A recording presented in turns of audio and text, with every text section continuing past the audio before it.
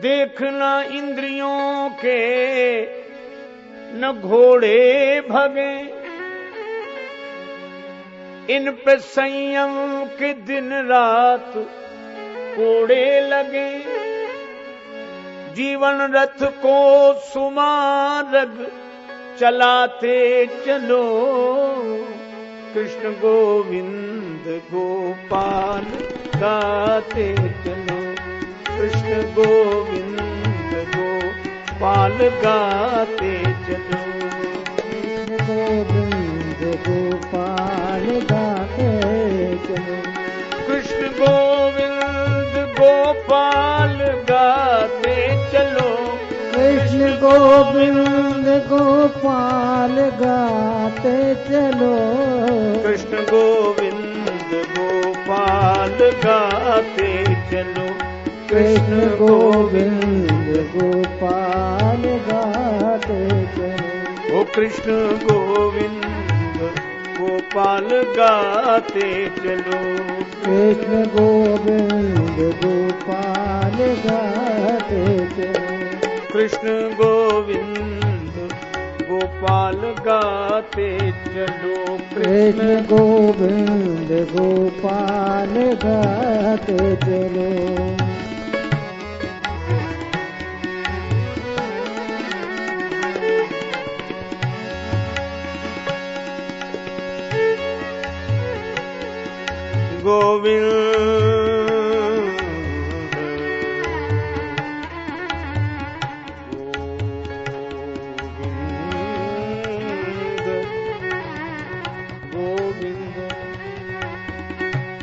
कृष्ण गोविंद गोपाल गाते चलो, कृष्ण गोविंद गोपाल गाते चलो, कृष्ण गोविंद गोपाल गाते चलो।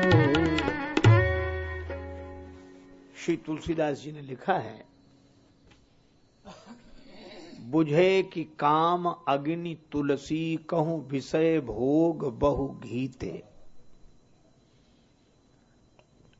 इंद्रियां कभी तृप्त नहीं होंगी, कभी नहीं हो सकती। आंख कितना ही देखे पर फिर भी कुछ ना कुछ देखने की इच्छा फिर भी है। और आदमी सोता नहीं है, वो सोना पड़ता है। वो तो जबरदस्ती थक जाता है तो आंख लग जाती है, पर फिर देखना चाहता है कुछ ना कुछ। ध्यान में आंख बंद की जाती है, नींद में तो आंख बंद हो जाती है। तो हमारी आंख तो बंद रोज होती है, पर कभी हमने आंख बंद की है क्या? अगर आंख बंद की है तो इंद्रियों पर हम संयम कर रहे हैं। आंख बंद हो जाती है तो भी तो थक के, कभी तृप्ति नहीं होगी। शब्द सुनकर कान कभी तृप्त नहीं होंगे, स्वाद लेकर रसना कभी तृप्त नहीं होगी। अच्छा, एक और अद्भुत बात, ये इंद्रियां बार बार कोई चीज नहीं मांगती। जिससे भी पूछो, अब कोई कहे तुम्हें डायबिटीज है, मिठाई नहीं मिलेगी। अरे एक बार, बार बार नहीं, एक बार मिल जाए बस। कितने बार तो खा चुके, कितने बार जन्म हो चुके, अभी भी एक बार, बस एक बार। आंख कहती एक बार देख लें, ऐसे लगता है जैसे फिर देखेंगे ही नहीं। क्या अद्भुत बोलते, एक बार सुन लो, क्या गाना गाते, एक बार। ये इंद्रियां कभी तृप्त नहीं होंगी और एक ही बार कहेंगी, बस एक बार। तो क्या करें, इनको कानों को गाना न सुनाएं, आंख को दर्शन न कराएं? जरूर कराएं, मिली ही आंख इसीलिए है। लेकिन ये सड़क पर चलें घोड़े, और सड़क छोड़कर इधर उधर चलें तो लगाम पकड़ के झटका लगाओ। लगाम लगी ही इसलिए है कि इधर उधर न जाएं, पर सही रास्ते पे चल रहे हो तो लगाम पकड़ के झटका लगाने की जरूरत नहीं है। ये गाड़ी में ब्रेक लगे रहें पर लगे ही न रहें। मान लो गाड़ी में ब्रेक अगर लगे ही रहें तो गाड़ी चलेगी कैसे? और ब्रेक खोलकर फेंक दो तो एक्सीडेंट से बचाएगा कौन? तो दोनों जरूरी हैं। इसीलिए इंद्रियां विषयों को भोगें, विषयों के भोग के लिए इंद्रियां मिली हैं, लेकिन संयम जितना जरूरी है उतना। आप कितना खा सकते हैं मूल्य इसका नहीं है, पर आपको कितना खाना है मूल्य इसका है। हमारे साथ एक सज्जन रहते थे, वो महाराज इतना सोए और हम कहें कि भाई बहुत सोते, बोले आप कहो तो यहीं सो जाएं, अभी हाल। अच्छा सचमुच सो जाते हो? हाँ, पूरा घुर्रक के साथ सोते, घुर्र घुर्र करते। हम कहा वाह, हम कहा शायद इसी को साउंड स्लीप कहते हैं। तुरंत सो जाए। अच्छा रात में भी महाराज अब सोए, आप सो। सवेरे किसी तरह उठे, चाय जगाती थी उन्हें, उठो चाय पी लो, आओ हाथ मुंह चाय पी, हाथ मुंह धोए, नहा धो के नाश्ता करके अब थोड़ा आराम कर ले, नाश्ता करके फिर सो जाएं। और दोपहर का भोजन हो गया, भोजन अब भोजन किया, अब थोड़ा आराम कर ले। अद्भुत आदमी थे। तो आप कितना सोच सकते हैं मूल्य इसका नहीं है, पर कितना सोना है। आप कितना देख सकते हैं मूल्य इसका नहीं है, पर कितना देखना है, कितना सुनना है, और इसी तरह कितना बोलना है। देखना इंद्रियों के न घोड़े भगे। आपने वो कथा सुनी होगी, एक राजा के पास एक बकरी थी। राजा कहता था 1000 रुपए इनाम को इस बकरी को तृप्त कर दे। लोग ले जाते बकरी को, दिन भर चराते और शाम को लाते कि आपकी बकरी को तृप्त करके लाए हैं। राजा एक हरे भरे पत्तों की डाली रखता और ऐसे दिखाता, परीक्षा करूंगा। और जो बकरी के सामने बकरी चाहे जितनी चरी हो, खा पी के आई हो, हरे पत्तों की डाली देखे तो मोह मारे। राजा कहता देखो बकरी भूखी रह गई कि नहीं, अगर भूखी ना होती तो इन पत्तियों पर मोह न मारती। कोई नहीं जीत सका। एक महात्मा को पता लगा, बोले मैं जाऊंगा कल राजा की बकरी तृप्त करने। गए, राजा साहब आपकी बकरी को मैं तृप्त करूंगा। और तुम? महात्मा जी आप? हाँ। अरे महाराज आप? नहीं नहीं। ले गए, एक हरे भरे पत्तों की डाली ले गए, एक डंडा ले गए जंगल में, और बकरी को हरे भरे पत्तों की डाली दिखावें, और जो दिखा तो बकरी मुंह मारे, और जैसे ही मुंह मारे से एक डंडा लगा, और उधर दिखावे से उधर मुंह मारे से एक डंडा उधर से। दिन भर अभ्यास कराया, चरने तो कुछ दिया नहीं। बेचारी का पेट तो पिचक गया, मुंह सूज गया, और डगमग करते लिया। राजा ने जो बकरी की दशा देखी, महात्मा बोले राजा साहब आपकी बकरी तृप्त है। अरे तृप्त कैसे? दशा? बोले दशा मत देखो, आप तो परीक्षा करके देखो। और राजा ने जो हरे भरे पत्तों की डाली दिखाई, महात्मा डंडा लिए बगल में खड़े। बकरी का तो दिन भर का अभ्यास था, जो हरे भरे पत्तों की डाली दिखाए तो बकरी उधर मुंह कर ले, इधर से दिखाए फिर इधर मुंह कर ले। राजा साहब आपकी बकरी तृप्त। राजा बोले बकरी तो तृप्त हो गई, इनाम तो मिलेगा ही आपको 1000, लेकिन तृप्त किया कैसे? महात्मा बोले ये डंडा, इसी से। यह दृष्टांत, पर इसका रहस्य यह है कि ये बकरियां इंद्रियां हैं, इनको जब जब विषय की हरियाली दिखेगी ये उधर मुंह मारेंगी। इसीलिए इन पर संयम का डंडा लगाओ, तब तृप्त होंगी। संयम का डंडा। और जो इंद्रियों पर संयम करता है उसी को बोलते हैं दम। दम नाम है इंद्रियों पर संयम का। इसीलिए घोड़े को लेकर दो तरह के लोग होते हैं। एक आदमी वो होता है जो घोड़े की सेवा में होता है, और एक आदमी वो होता है जिसकी सेवा में घोड़ा होता है। घोड़ा जिसकी सेवा में होता है उसे रईस बोलते हैं, और जो घोड़े की सेवा में होता है उसे सईस बोलते हैं। तो हम इंद्रिय रूपी घोड़ों के रईस बने तो संयमी हैं, और इंद्रिय रूपी घोड़ों के सईस बने तो असंयमी हैं। हम चाहें तो आंख देखें, ऐसा ना हो कि आंख चाहे तो हम देखें। इंद्रियों पर संयम यह है दम। इसीलिए कहा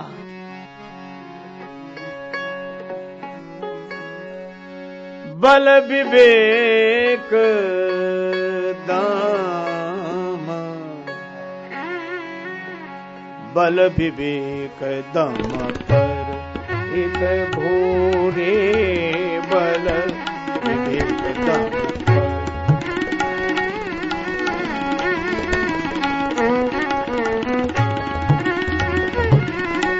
बल विवेक दम भोरे, बल विवेक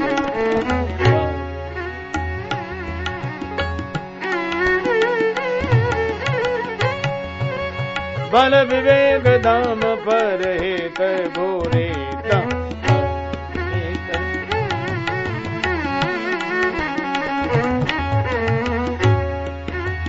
पर हित भोरे, बल विवेक दम पर हित पर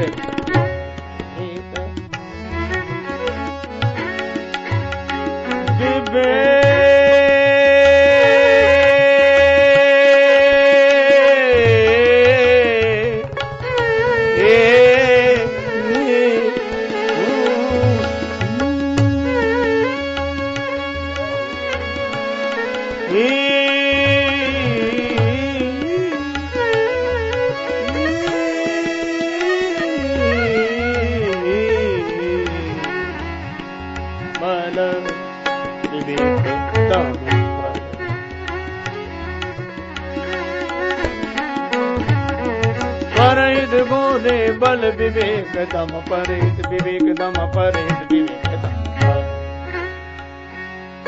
बल विवेक दम, दम इंद्रियों का संयम। 3, लेकिन चौथा घोड़ा है परहित, परोपकार। क्योंकि रामायण कहती है परहित सरेस धर्म नहीं भाई, परहित सरेस धर्म नहीं।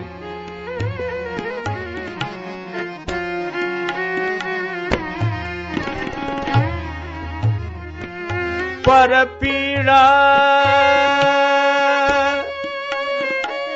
सम नहीं अधमाई, परहित सरिस, परहित सरिस सरिस धर्म नहीं।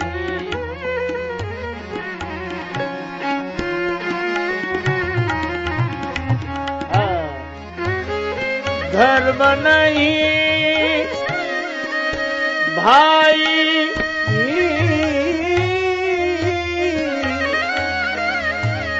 भाई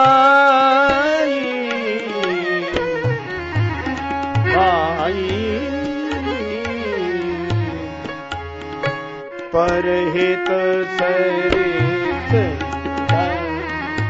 सरिस सरिस परहित, परोपकार।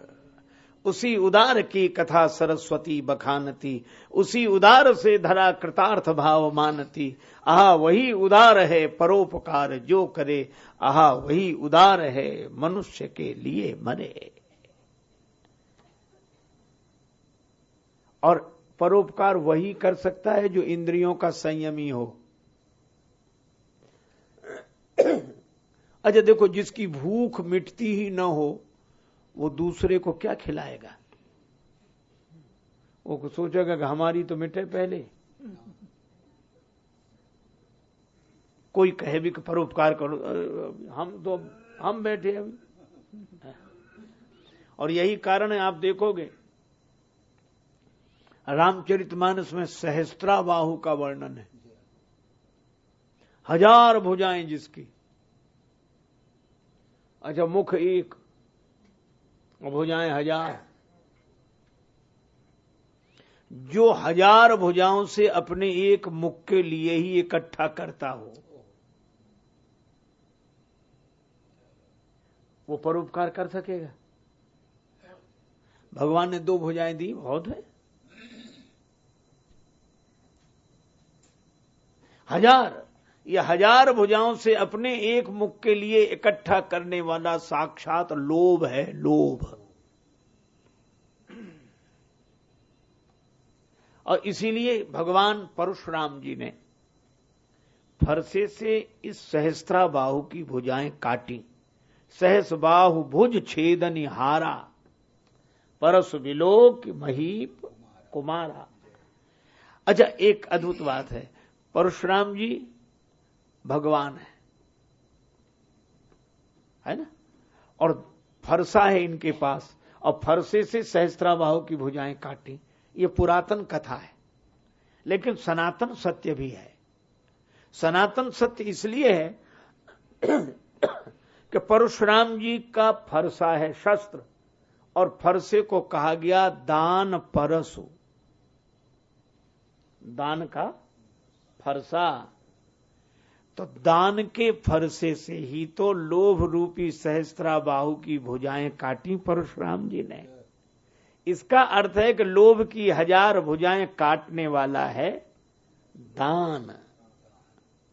लोभ तब मिटेगा जब जीवन में दान आवे, और जब दान होगा तभी तो परहित होगा, और परहित तब, दान तब होगा जब 1000 भुजाएं कटें। लेकिन दान देना चाहिए, परहित करना चाहिए। पर एक महात्मा ने अपने शिष्यों से कहा कि बेटा कुछ परोपकार का काम किया करो। तीनों बोले गुरुजी जरूर करेंगे, पर आप बताओ तो। का यही है, भूखे को भोजन, प्यासे को पानी, अंधे की सहायता, कोई रास्ता भूल गया हो तो रास्ता दिखाओ, गरीब की सहायता, ये सब करना चाहिए, करना चाहिए। तीनों बोले करेंगे गुरुजी, एक न एक परोपकार का काम किया करो, जरूर करेंगे। गए, शाम को लौटे तीनों चेले। गुरुजी ने पूछा कोई परोपकार का काम किया? हाँ गुरुजी। एक चेला बोला हमने किया। क्या? एक बुढ़िया बड़ी कमजोर थी, सड़क पार नहीं कर पा रही थी, हमने सड़क पार कराई। गुरुजी बोले बहुत अच्छा। दूसरे से पूछा तुमने? बोले हमने भी उसी बुढ़िया को सड़क पार कराई। गुरुजी ने सोचा 2 की जरूरत क्यों पड़ी, शायद सामान वगैरह रहा हो। तो तीसरे से पूछा तुमने? बोला हमने भी उसी बुढ़िया को सड़क पार कराई। तो बोले तीनों की जरूरत क्यों पड़ी? तो तीनों बोले गुरुजी बुढ़िया को सड़क पार करना ही नहीं था, उसको सड़क पार जाना ही नहीं था, तो तुमने सड़क पार क्यों कराई? बोले हमें परोपकार करना था। तो हमने बुढ़िया से कहा कि चल तुझे सड़क पार कराएं। वो बोली हमें नहीं जाना। बोले तुझे नहीं जाना हो, हमें तो परोपकार करना है। तो बुढ़िया ने जिद की तो एक ने हाथ पकड़े, दूसरे ने पांव। बुढ़िया गाली देती नहीं तो तीसरे ने सामान उठाया, तीनों ने मिलकर परोपकार कर दिया। और वो गाली भी देती रही, लेकिन हम लोगों पर कोई असर नहीं हुआ। गुरुजी बोले मूर्ख हो, जब वो गाली देती रही तो भी असर नहीं हुआ। बोले गुरुजी आप ही तो कह रहे थे कि अच्छे काम में गाली भी मिले तो परवाह मत करो। अब बोलो ये परोपकार है? ये परोपकार के नाम पे परोपकार है। इसीलिए हमें यह सोचना चाहिए कि धर्म का मूल स्वरूप क्या है, परहित क्या है। अच्छा वैसे भी देखो, एक महात्मा बड़ी अच्छी बात कहते थे कि ऐसे सोचो कि आपको मिला ज्यादा है कि आपने दिया ज्यादा है? कभी सोचना, मिला ज्यादा है और उसमें से थोड़ा सा दिया है। अच्छा चलो एक बात और, मिला पहले है कि दिया पहले है? मिला पहले है और दिया बाद में है। मिला पहले है, दिया बाद में है, और मिला ज्यादा है, दिया थोड़ा है, फिर किस बात का अभिमान है?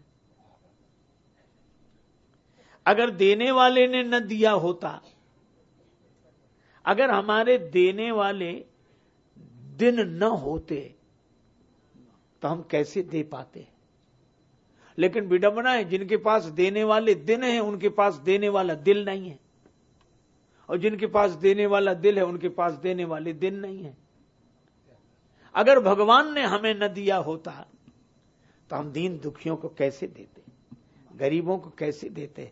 इसीलिए जिनको हम दे रहे हैं उनकी ओर देखेंगे तो हमारे मन में अभिमान आएगा कि हमने इन्हें इतना दिया, लेकिन जिसने हमें दिया है जब हम उसकी ओर देखेंगे तो मन अभिमान से नहीं भगवान से भर जाएगा कि आपने दिया, आपने दिया, आपने दिया। और प्रभु आपने ज्यादा दिया, हमने थोड़ा दिया, आपने पहले दिया, हमने बाद में दिया। और जो ऐसा भाव रखकर दान करता है वही परोपकार करता है, वही परहित करता है। ऐसा भाव रखकर दान करता है वही परोपकार करता है, वही परहित करता है। एक आदमी ने गुप्त दान दिया, सो बोले हमारी ओर से गुप्त दान, नाम नहीं लिया जाता। बोले ना लो। थोड़ी देर में बोले कि घोषणा तो कर दो कि गुप्त दान दिया है किसी ने। तो बोले उसमें नाम नहीं लेना है। बोले नाम मत लो, ये कहो कि जिन्होंने गुप्त दान दिया वो इसी मंच पे बैठे हैं। तो उसने कह दिया कि इसी मंच पे बैठे हैं, तो भी भरोसा नहीं हुआ। आए, बोले ये कहो कि इसी मंच पे बाईं तरफ तीसरे नंबर पर बैठे हैं। लोगों ने कह दिया कि भैया इनका मान रहे। बोले दूसरे दिन चेक ले जाना। चेक लेने गए, दे दिया चेक भर के। गए बैंक में, बैंक वाले ने मना कर दिया, नहीं मिलेगा। कहा क्यों? बोले इस पे हस्ताक्षर तो कराओ। दस्तखत ही नहीं है, चेक दे दिया। हस्ताक्षर करने दे। लौट के गए, साहब आपने हस्ताक्षर नहीं किया, अपना नाम नहीं लिखा। बोले ये सुना नहीं, गुप्त दान में नाम लिखा ही नहीं जाता, नाम लिया ही नहीं जाता। आप बोलो अच्छा गुप्त दान है, नाम ही नहीं। इसीलिए एक महात्मा कह रहे थे, जो दे दान उसको इंसान जान, जो दे दान उसको इंसान जान, और जो न दे दान उसे समझ नादान।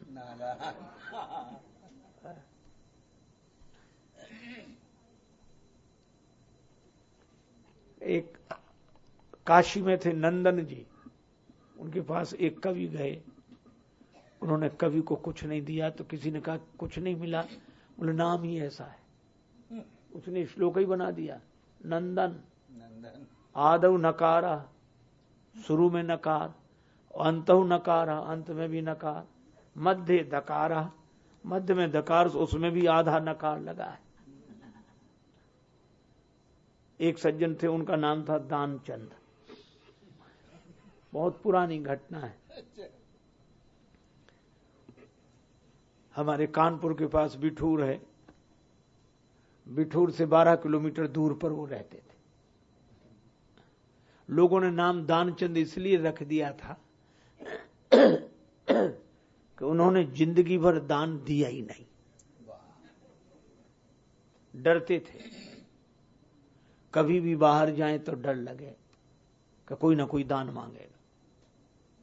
12 किलोमीटर दूर गंगा जी, जिंदगी भर गंगा जी नहीं गए, पंडा दान मांगेंगे। कमी नहीं थी, लेकिन यही कमी थी, चला ना जाए। एक दिन पत्नी ने कहा कि 12 किलोमीटर दूर गंगा जी हैं, स्नान तो कराओ। तुम नहीं जानती, वहां दान देना पड़े। अरे तो एक दिन दे आओ दान, चले जाओ। बहुत कहा तो एक बार जाने के लिए राजी हुए। 12 किलोमीटर पैदल गए और घाट पे नहीं गए नहाने। क्यों? पंडा लोग मिलेंगे। गए मुर्दा घाट पे, बिठूर में मुर्दा घाट है, मुर्दा घाट पे गए और इधर उधर देखा को मुर्दा घाट पे कौन रखा जब तक मुर्दा ना आए। उन्हें ये ठीक है, ये एकांत में नहा लेते हैं।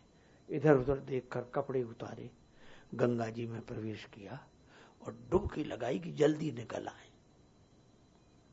भगवान को भी विनोद सूझा कि ऐसा आदमी पहली बार आया है।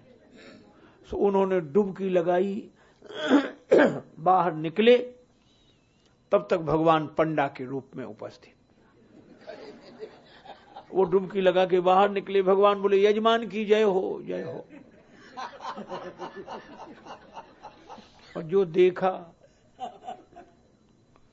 तो रह गए, बोले यहां भी आ गए। पंडा जी बोले यजमान हम तो संतोषी ब्राह्मण हैं, हम तो यहीं रहते हैं मुर्दा घाट पे, कोई ना कोई आ जाता है, तुम्हारे जैसा यजमान एक एक वर्ष का इंतजाम कर देता है, घाट पे जाने की जरूरत क्या है। मुर्दा घाट पे तुम आ गए हो तो कर ही जाओगे, एक वर्ष का तो कम से कम। कांप गए, दान चंद्र हम नहीं करेंगे, इस धोखे में मत रहना। अरे बोले तो दान तो श्रद्धा से होता, तुम जितना करो, 6 महीना 3 महीना। दानचंद बोले हम एक दिन का नहीं कर सकते। अरे मत करो तो कुछ तो देना पड़ेगा, नहीं तो हम गंगा जी से बाहर नहीं निकलने देंगे। अब दानचंद ने सोचा बड़ी मुश्किल, निकलने ही नहीं दे रहे, तो कहा उधार करेंगे, उधार। चलो उधार ही करो। तो बोले एक धेला, अब वो भी उधार, देने नहीं आएंगे। पंडा बोले मंजूर, संकल्प करो। जल छोड़ दिया। दानचंद तो कपड़े पहन के आए, सोच रहे थे जान बची तो लाखों पाए। घर आए, 12 किलोमीटर गए थे, फिर स्नान किया, फिर लौट कर आए, शाम हो गई, थक गए थे। जैसे ही पलंग पर सोए, तब तक दरवाजे के बाहर आवाज सुनाई पड़ी, यजमान की जय हो। पत्नी से बोले देखो कौन है। तो देखा पंडा जी, हमारे यजमान है, दान करके आए थे, हम लेने आए हैं। पत्नी गई, बोले किसी को कुछ दान करने के लिए कह आए थे, वो पंडा आए। दानचंद बोले पंडा आ गया? आ गए हो, दें कैसे? पत्नी से बोले जाओ कह दो बीमार है। पत्नी बोली वो गए आए, थक गए, बीमार हैं, आप कुछ दिन बाद आना। पंडा जी बोले दान मिले चाहे ना मिले, पर यजमान जब तक बीमार तब तक हम कैसे जा सकते हैं? हमारा यजमान स्वस्थ ना हो जाए, हम तो संतोषी हैं, यहीं पड़े रहेंगे। हमारी भिक्षा का इंतजाम कर दो, यहीं बना लेंगे, हम तो अपने हाथ से बना लेते हैं, आपको कोई कष्ट नहीं देंगे, बना लेंगे, आप तो सामग्री भिजवाओ। पत्नी गई कि दे दे धेला, ने वो यहीं सामग्री लेके बैठेगा वो। दानचंद बोले दे तो नहीं सकता। तो बोले क्या करोगे? तो बोला हमको श्वास रोकनी आती। श्वास रोकनी? बोले हाँ।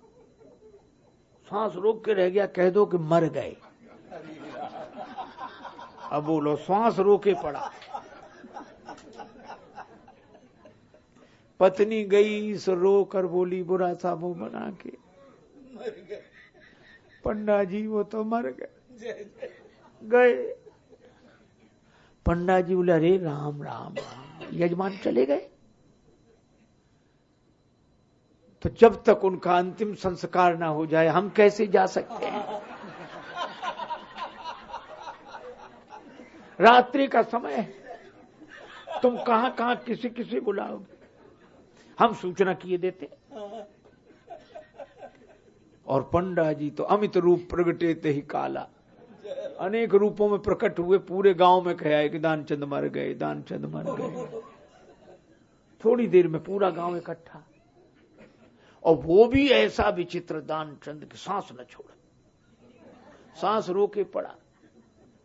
गांव वालों ने उसे उठाया, ठठरी पर धरा, उसकी पत्नी रोवे, अब सचमुच रोवे, और चिल्ला चिल्ला के कहे कि ये मरे नहीं हैं, ये मरे नहीं हैं। और लोग कहें ये तो तुम्हारा मोह है, जाने वाला तो गया। अब वो चिल्ला चिल्ला के कह के नहीं मरे, वो तो गए, और वो सांस न छोड़े, बांध ही लिया, ठठरी पे धर के चले। और भगवान पीछे पीछे, पंडा जी, और जब उसको अर्थी पे रख दिया, वहां आग लगने वाली थी, भगवान ने सोचा कि इससे तो हम ही हार गए भैया।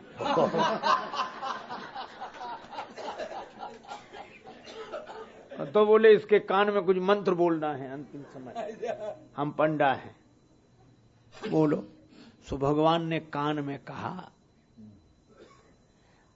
कि हम भगवान विष्णु हैं, तुमसे नाता जोड़कर आए हैं, आया हूं बैकुंठ से तुम हित नाता जोड़। और जो भगवान का नाम सुना, भगवान बोल रहे हैं, दानचंद ने अर्थी पर धीरे से आंखें खोल दी, और जो आंख खोली तो वही पंडा।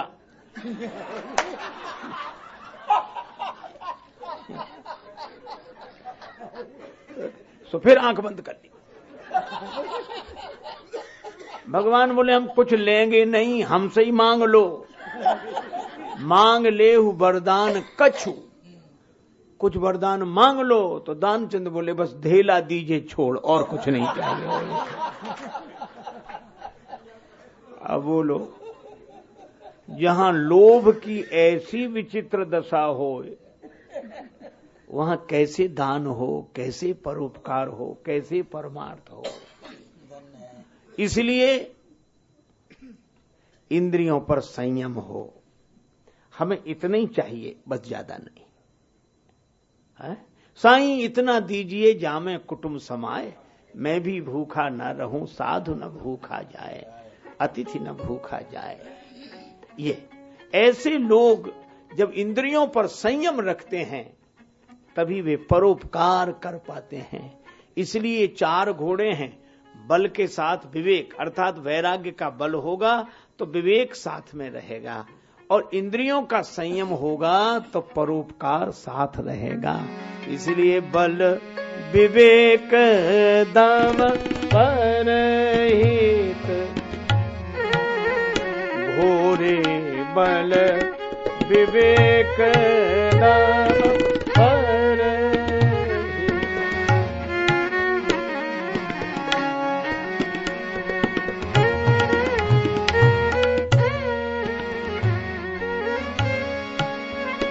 दम परहित घोरे राम बल विवेक दम परहित।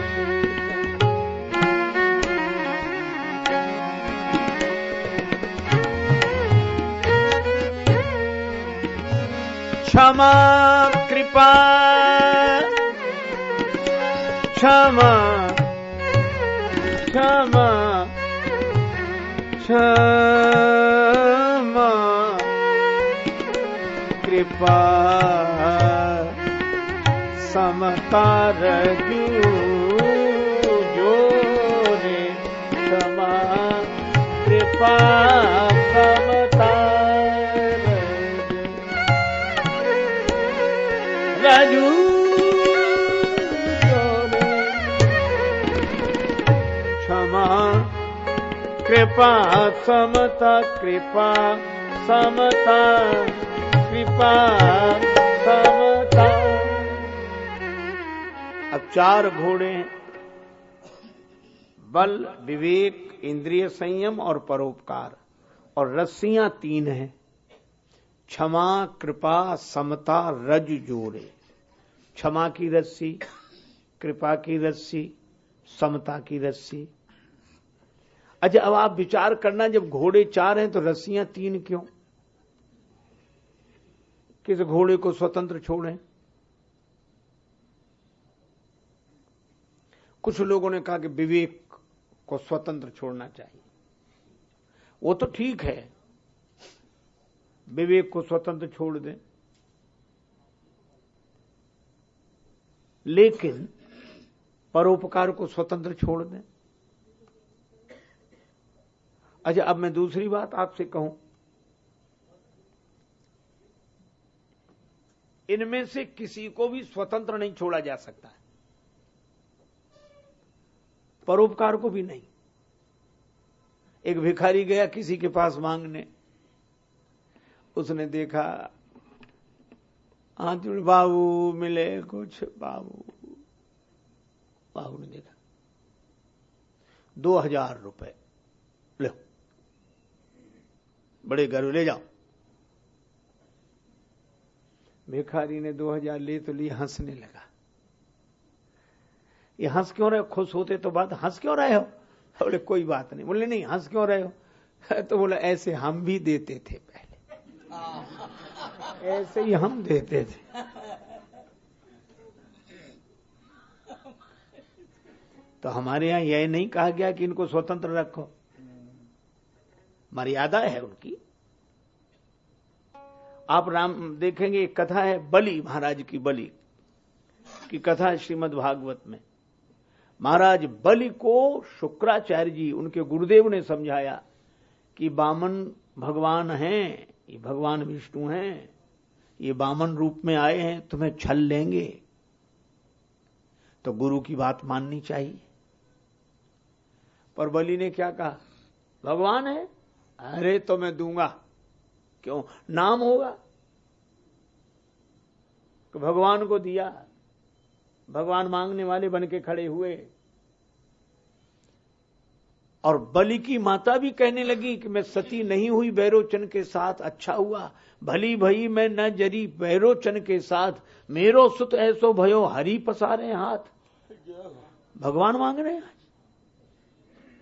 शुक्राचार्य ने कहा कि भले आदमी, ये अभिमान के बस में होकर मत दे, भगवान को भी भाव के कारण भगवान को देना चाहिए। तुझे तो चरणों में गिर जाना चाहिए कि प्रभु आपने ही सब कुछ दिया है। बलि बोला नहीं, मैं तो दूंगा, मांग लो।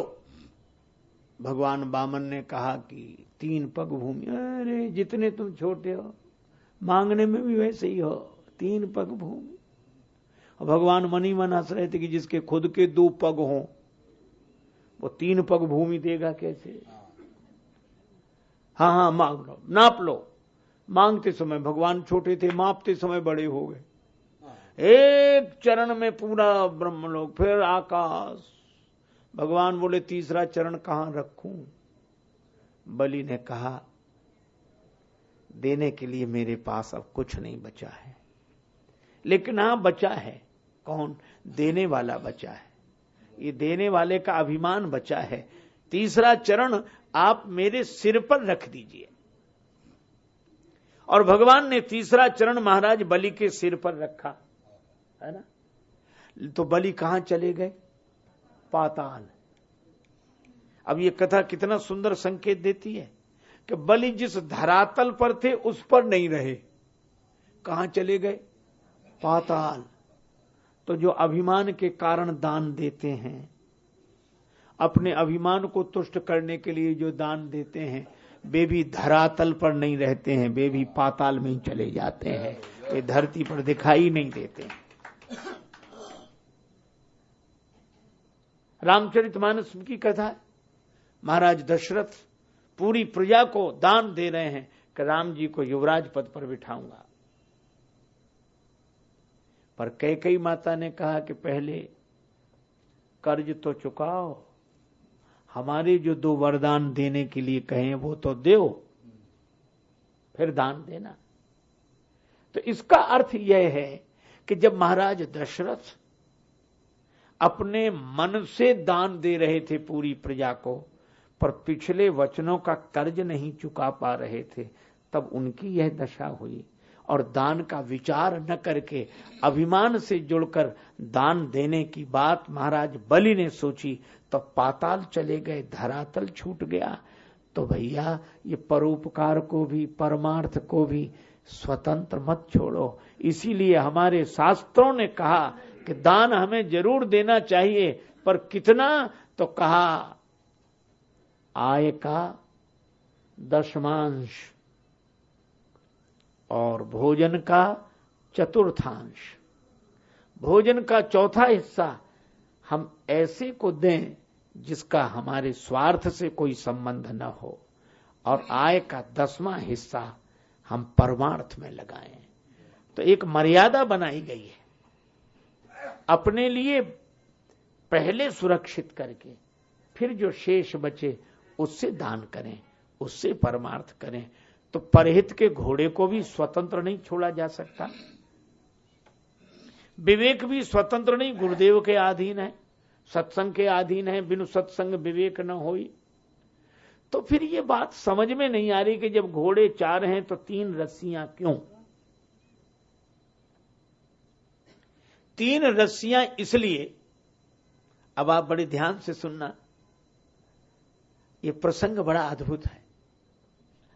3 रस्सियां नहीं हैं ये। क्षमा, कृपा, समता लिखा तो 3 ही है, ये 3 रस्सियां बिल्कुल नहीं है।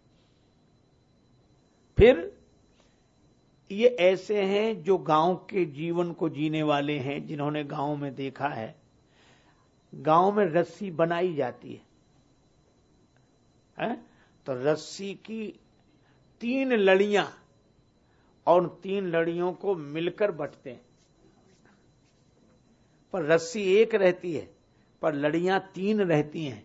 तुलसीदास जी वही कह रहे हैं कि इन 4 घोड़ों को बांधने के लिए रस्सी तो एक ही है, लेकिन इसमें 3 लड़ियां मिली हैं। कौन सी? क्षमा की लड़ी, कृपा की लड़ी और समता की लड़ी। इन तीनों लड़ियों को मिलाकर जो रस्सी बनी हो, उस रस्सी से इन 4 घोड़ों को नियंत्रित करना चाहिए। यह उसका अर्थ है। क्षमा, कृपा, समता, रज, जोरे, इसका अर्थ है बल, विवेक, दम, अर्थात इंद्रिय संयम, और परोपकार में क्षमा का भाव होना चाहिए, कृपा का भाव होना चाहिए, और समता का भाव होना चाहिए। समता के भाव से परोपकार करें, और दम, ये अपने आप पर कृपा करें। हमारे यहां 4 कृपाएं बताई गई हैं, 4। शास्त्र कृपा, ईश्वर कृपा, गुरु कृपा, और अंत में है आत्म कृपा। ईश्वर की कृपा हो गई है, हमें मनुष्य शरीर मिल गया है। गुरु की कृपा हो गई है, हमें ज्ञान मिल गया है। शास्त्र की कृपा हो गई है, हमें शास्त्र समझ में आ गया है। अब एक कृपा बची है, अपने आप पर आप अपनी कृपा करो, तभी कल्याण होगा। बेटी के विवाह में सारी तैयारियां हो जाएं और बेटी ही मना कर दे, इसी तरह हमारे कल्याण में सभी सहयोगी हैं, पर हम ही अगर अपना कल्याण न करना चाहें तो कैसे? इसलिए कृपा करें अपने पर भी, और अपने पर पहले कृपा करें। अपने पर कृपा करें इंद्रिय संयम के रूप में, और दूसरे पर कृपा करें परोपकार के रूप में। ये कृपा का भाव है। बल अगर है तो क्षमा सीखें। हम में वैराग्य है और जिनमें नहीं है उनके प्रति क्षमा का भाव रखें, अथवा समता का भाव रखें। यदि विवेक है तो समता सब में, उस परात्पर प्रभु का दर्शन करते हुए हम धर्ममय जीवन जिए। भगवान राम कहते हैं, भैया विभीषण, ऐसा धर्म रथ जिसके जीवन में होता है, सखा धर्ममय असरथ जाके जीतन काना कतऊ रिपुता के। ऐसा धर्म रथ जिसके जीवन में होता है, उसके जीवन में कोई शत्रु नहीं होते जिन्हें वो जीत न सके। भगवान के बताए हुए इस धर्म रथ पर हम भी आरूढ़ होकर चलें और ईश्वर की कृपा से, भगवान की कृपा से हमें वो बुद्धि मिले ताकि उस सद्बुद्धि के द्वारा इन सद्गुणों को ग्रहण करके हम अपने जीवन में उतार कर धन्य हो सकें। यही मंगलमयी प्रार्थना भगवान के चरणों में करते हुए चर्चा को विराम। नाम संकीर्तन बड़े प्रेम से करें। हरे राम राम राम सीता राम राम राम। हरे राम राम राम सीता राम राम राम। हरे राम राम राम सीता राम राम राम। हरे राम राम राम सीता राम राम राम। हरे राम राम राम सीता राम राम राम। हरे राम राम राम सीता राम राम राम। हे राम राम राम सीता राम राम राम। हरे राम राम राम सीता राम राम। हरे राम राम राम सीता राम राम। हरे राम राम राम सीता राम राम। हे राम राम राम सीता राम राम राम। राम राम राम सीता राम राम राम। हरे राम राम राम सीता राम राम राम।